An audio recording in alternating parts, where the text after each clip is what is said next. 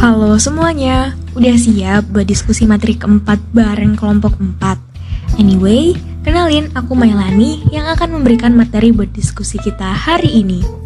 Sejauh manakah Islam dapat diterima dan meluas pada masa Daulah Umayyah? Emang caranya gimana sih? Sikap kreatif dan inovatifkah yang diambil oleh para khalifah di Daulah Umayyah saat melakukan ekspansi Islam?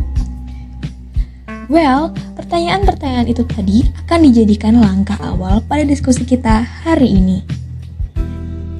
Jadi, materi yang akan kita bahas hari ini adalah perluasan dan penyebaran Islam era Umayyah serta perilaku kreatif dan inovatif para khalifah Umayyah.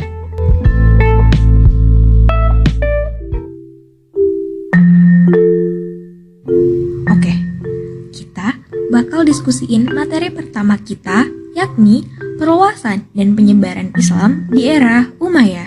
Generally, daerah Islam saat era Umayyah membentang ke berbagai negara yang ada di benua Eropa, Afrika Utara, dan Asia.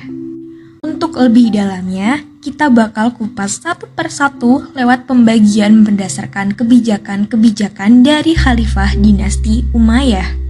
Khalifah-khalifah tersebut adalah Muawiyah bin Abi Sufyan, Yazid bin Muawiyah, Abdul Malik bin Marwan, Al-Walid bin Abdul Malik, dan Hisham bin Abdul Malik. Yang menjadi tambatan pertama kita adalah Muawiyah bin Abi Sufyan. Muawiyah bin Abi Sufyan terkenal sebagai pendiri dinasti Umayyah dan tombak pertama ekspansi Islam di era dinasti Umayyah. Melalui kebijakannya, beliau ingin memperluas Islam ke 3 wilayah, yakni India, Afrika Utara, dan Bizantium atau Konstantinopel. Dalam pandangan umum Muawiyah, ketiga wilayah tersebut adalah daerah yang strategis dan subur, sehingga dijadikan dambaan ekspansi di awal era. Next, kita bakal memperdalam ke daerah India terlebih dahulu ya teman-teman. India. Muawiyah mengirimkan pasukan di bawah pimpinan Wahala bin Abi Sadrah untuk menguasai wilayah Sindus, daerah yang membentang dari Kabul hingga Multan. Ekspansi tersebut dimulai dari kota Khurasan sampai ke Sistar dan daerah lembah Sungai Sind. Usaha perluasan wilayah tersebut dapat menambah daerah kekuasaan daerah dinasti Umayyah, yakni Jazirah Arabia, anak benua India, Afrika, dan sebagian kepulauan di Laut Tengah. Ekspansi tersebut tidak hanya menggunakan kekuatan militer, namun juga menggunakan pendekatan kemanusiaan dan keagamaan. Daerah kedua yakni Afrika Utara pada tahun 50 Hijriah.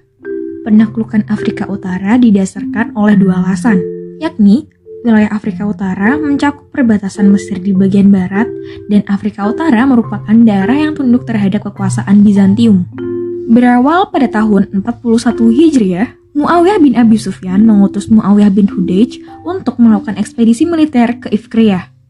Muawiyah bin Hudayj memimpin ekspedisi tersebut dengan membawa pasukan yang anggotanya terdapat Abdullah bin Umar, Abdullah bin Zubair, Abdul Malik bin Marwan, Yahya bin Al-Hakam, dan lain-lain. Meanwhile, saat itu, Ifkriyah atau Tunisia di bawah pimpinan kekuasaan Raja Romawi Patrikios Nikofosos menyiapkan pasukan sebanyak 30.000 prajurit. Namun, saat menghadapi Abdullah bin Zubair, pasukan tersebut melarikan diri dan pertarungan digagalkan. Kemenangan telak berada di tangan Muawiyah bin Hudayj dengan tawanan dan ghanimah yang didapatkan. Muawiyah bin Hudayj berlanjut menaklukkan bangsa Romawi karena saat itu bangsa Romawi tidak henti-hentinya melakukan perlawanan di Afrika Utara. Perlawanan yang diberikan secara terus-menerus mengganggu lingkup kerja Gubernur Mesir Amr bin Ash. Sehingga Muawiyah bin Abi Sufyan mengirimkan Uqbah bin Nafi untuk membantunya.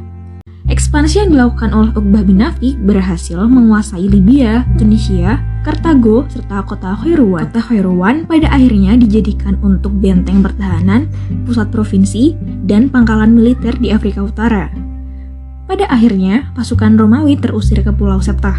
Tapi sebelum terusirnya bangsa Romawi, mereka ternyata sudah memperdaya bangsa Beber untuk melakukan perlawanan terhadap kaum Muslim. Perlawanan yang tidak dapat dihindari, Uqbah bin Nafi pun mencoba untuk mengendalikan perlawanan tersebut, namun belum juga berhasil. Percobaan kedua dilakukan oleh Abdul Muhajir dan berhasil memenangkan perlawanan serta mengajak bangsa Beber masuk Islam. Daerah terakhir dan tombak utama menuju Eropa adalah Bizantium atau Konstantinopel. Anyway, Konstantinopel merupakan ibu kota dari kerajaan Romawi Timur dan pusat kegiatan Kristen Ortodoks. Oleh karena itu, Muawiyah ingin mengembangkan Islam di sini dengan alasan tempatnya yang subur, strategis, kekayaan berlimpah, dan beliau ingin membela rakyatnya dari kekejaman dan penindasan Romawi Timur. Ada pula untuk melindungi rakyatnya dari pengaruh Kristen Ortodoks di kemudian hari. For your information, Kristen Ortodoks adalah salah satu agama yang kuno dan origin sebelum Islam muncul, sehingga perkembangan dan dampaknya begitu besar untuk Islam di kemudian hari. Penyerangan di Konstantinopel dilakukan sebanyak 2 kali. Penaklukan pertama dilancarkan pada tahun 48 Hijriah. Terdapat satu pasukan besar yang terdiri atas 1.700 kapal perang komplit dengan awak perang. Pasukan tersebut berada di bawah pimpinan Yazid bin Muawiyah yang dibantu oleh Sufyan bin Auf, Panglima Angkatan Darat, dan Fadalah al-Ansari, Panglima Angkatan Laut. Pasukan Yazid berhasil menaklukkan pulau yang ada di Laut Tengah, yakni Pulau Kreta, Pulau Sisilia, dan Pulau Arwat. Selepas berhasil menaklukkan beberapa pulau di Laut Tengah, pasukan Islam melakukan penaklukan kepada Konstantinopel. Pasukan Islam melakukan perlawanan dari berbagai penjuru, namun benteng pertahanannya yang cukup kuat dan tidak berhasil untuk dikuasai sehingga akan dilanjutkan pada ekspansi yang kedua. Penaklukan yang kedua dilakukan pada tahun 58 Hijriah. Pasukan Islam berhasil menghancurkan benteng Bizantium, namun mendengar kabar dari Muawiyah bin Abi Sufyan yang telah wafat, sehingga ada penarikan pasukan Islam kembali ke Damaskus. Jadi, penaklukan Konstantinopel belum benar-benar berhasil. Khalifah yang berikutnya yakni Yazid bin Muawiyah. Pada masa Yazid, ekspansi Islam difokuskan ke wilayah timur seberang sungai Oxus dan Sin. Penyeberangannya dilakukan di bawah pimpinan Khois bin Haitham yang menduduki kursi gubernur Khurasan. Selama penyerangan tersebut digencarkan, daerah yang dapat dikuasai adalah Balkh, Bargis, dan Hara. Di lain tempat dan kekuasaan, ada Ubaidillah yang menjadi gubernur Irak telah sampai di Bukhara dan Samarkand di Turkistan untuk melakukan ekspansi Islam juga. Oh iya, pada masa pemerintahan Yazid I ini atau Yazid bin Muawiyah ini sempat terjadi pemberhentian ekspansi Islam karena ada konflik internal serta politik. Sehingga akan kita lanjutin saat pemerintahan Abdul Malik bin Marwan ya. Pada masa pemerintahan Abdul Malik bin Marwan, Hajjaj bin Yusuf yang saat itu sebagai gubernur Irak mengirim ekspedisi ke Persia dan bagian barat India di bawah kekuasaan Muhallab bin Abi Sufrah. Muhallab berhasil menaklukkan Persia dan bagian barat India. Selain itu, ada juga Yazid bin Muhallab yang ditemani oleh Muhallab bin Sadrah berhasil menaklukkan benteng Nizak di Bargis pada tahun 84 Hijriah. Tahun berikutnya, di bawah pimpinan Al-Mufaddal, Islam sudah sampai di Syauman dan Bargis sepenuhnya. Oke, khalifah yang berikutnya adalah Al-Walid bin Abdul Malik. Ekspansi wilayah Islam dilakukan tanpa henti dan semakin intens pada tahun 50 hingga 96 Hijriah. Perluasan wilayah saat itu meliputi Asia Tengah, Indo-Pakistan, Afrika Utara, dan Spanyol hingga Eropa. Langsung aja kita bahas ke Asia Tengah terlebih dahulu, sama biar lebih smart lagi, aku bakal bagi movementsnya jadi 2 periode. Tapi sebelum ke pembagiannya, it would better if teman-teman harus tahu bahwa wilayah Asia Tengah yang akan kita bahas adalah Kepulauan Transsusania, tanah air bangsa Turki dalam beberapa bentuk kerajaan, kayak Kerajaan Balkh, Kerajaan Bukhara, Kerajaan Fargana, dan Kerajaan Khairwan. Anyway, kerajaan-kerajaan itu sering banget bikin rusuh aktivitas politik dinasti Umayyah. Oke, pada periode pertama, tahun 705 Masehi hingga 710 Masehi, di bawah pimpinan Panglima Qutaibah, daerah yang dapat dikuasai adalah Balkh, Bukhara, dan wilayah timur lainnya. Dengan demikian, Fargana dan perbatasan Ranjina dimiliki oleh dinasti Umayyah. Ada pula di bawah pimpinan Panglima Muhammad bin Qasim As-Safiqi yang membawa pasukan sebanyak 6.000 pasukan Suriah untuk menaklukkan wilayah India. Muhammad bin Qasim berhasil menaklukkan Makran dan maju terus-menerus untuk menaklukkan Balukistan. Periode kedua yang dimulai pada tahun 711 Masehi hingga 714 Masehi. Pasukannya Muhammad bin Qasim tadi udah berhasil masuki Sind dengan menyeberangi sungai Sindus hingga dapat menaklukkan lembah juga delta Sindus.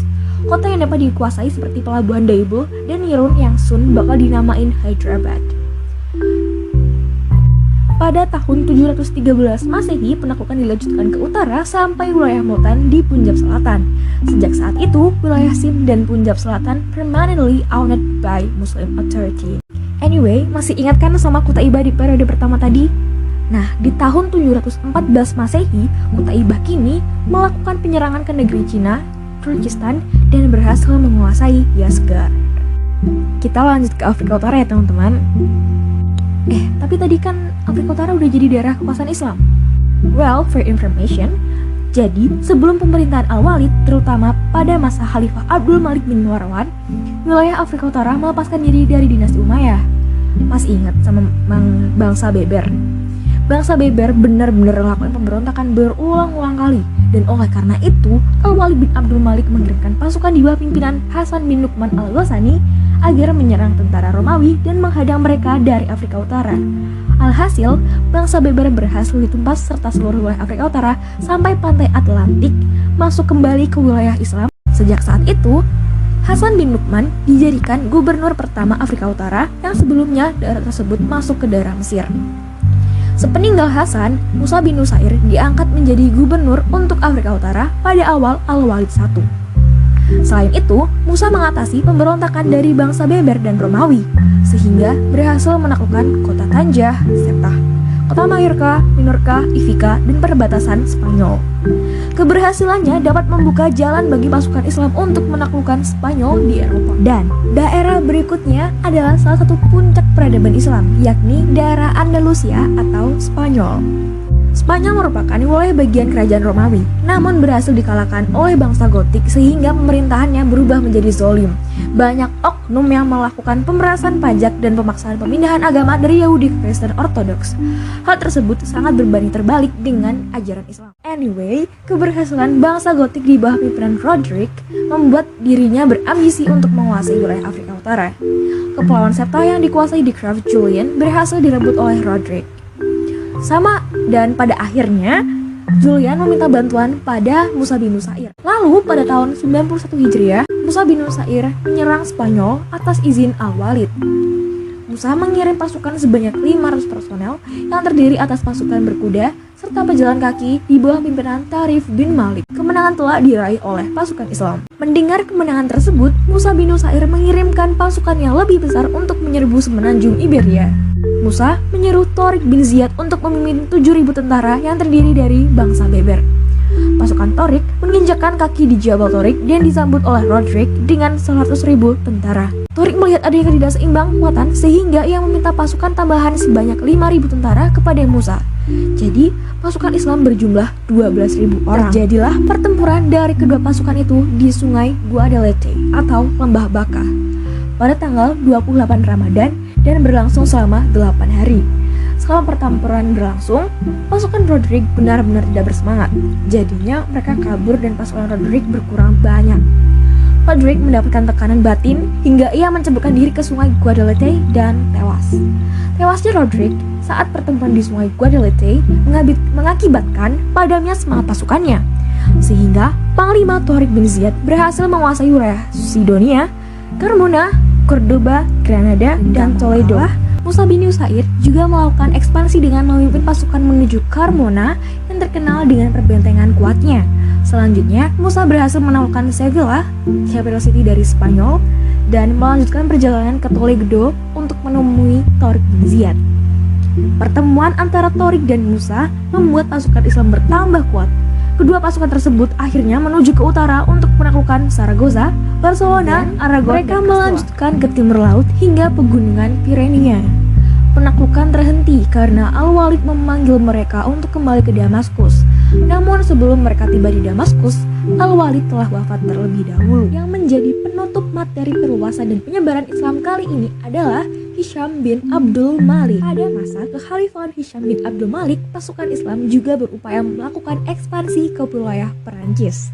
Saat itu, upaya ekspansi terutama dipimpin oleh Abdurrahman bin Abdullah Al-Ghafiqi. Ekspansi tersebut juga dilakukan oleh Al-Ghafiqi karena termotivasi oleh kesuksesan penaklukan atas Spanyol oleh Torik bin Ziyad dan Musa bin Nusair.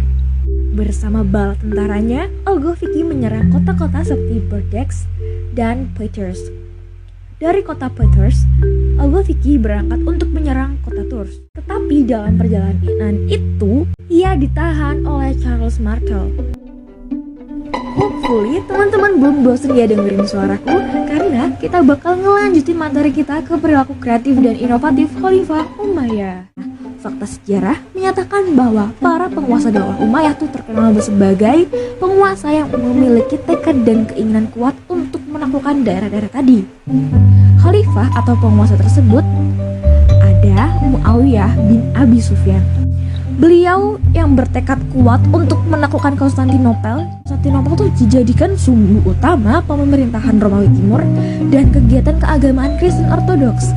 Bahkan, ia mengirim anaknya Yazid bin Muawiyah untuk mengikuti perlawanan tentara Bizantium sejak Khalifah Utsman bin Affan. Dan untuk sampai di Bizantium sendiri, pasukan tersebut harus melewati Laut Tengah. Sehingga Muawiyah membangun armada angkatan laut dengan konsolidasi militer guna melawan kekuatan pasukan pemberontak. Usahanya semakin kuat yang dapat dilihat atas keberhasilannya merangkul Ziyad Abihi untuk bergabung bersamanya dalam membangun peradaban Islam. Dan ada pula Abdul Malik bin Marwan yang menyebarkan Islam tidak hanya menggunakan tindakan militer, namun juga menggunakan pendekatan kemanusiaan, sosial, budaya, dan politik, sehingga Islam meluas hingga ke Kasgar yang berbatasan dengan Cina hingga Andalusia, Perancis bagian selatan di bagian barat, Laut Kaspia di utara, serta Samudra Hindia di selatan. Dan jangan sampai lupa sama Khalifah Al-Walid bin Abdul Malik.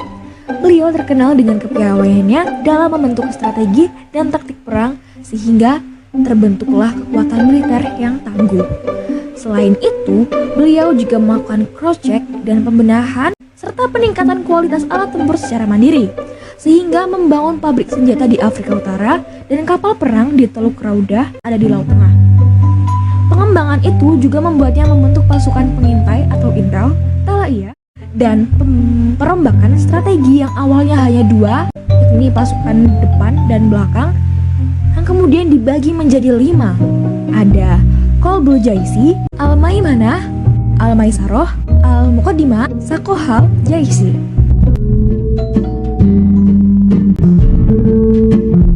Finally, it's almost over. Gimana teman-teman bahan diskusi kita hari ini? Semoga bisa diterima dan dipahami. Oh iya, if there are any question, feel free to ask. Also, materi yang kita buat ini bersumber dari saran Pak Ali, buku Hasanah Islam kelas 11 semester 1, Mandiri SKI kelas 11 semester 1, buku SKI Pegangan untuk Aliyah kelas 11 semester 1, dan beberapa web. Jika ada kekurangan dan kesalahan, mohon disampaikan. Apabila teman-teman menginginkan link web untuk materi tadi, hit me up. Kalau bukunya, kalian bisa minjem di perpus sekolah atau bisa beli secara mandiri. And that's it. Terima kasih banyak atas partisipasinya dalam diskusi kita kali ini. See you soon dan sampai jumpa.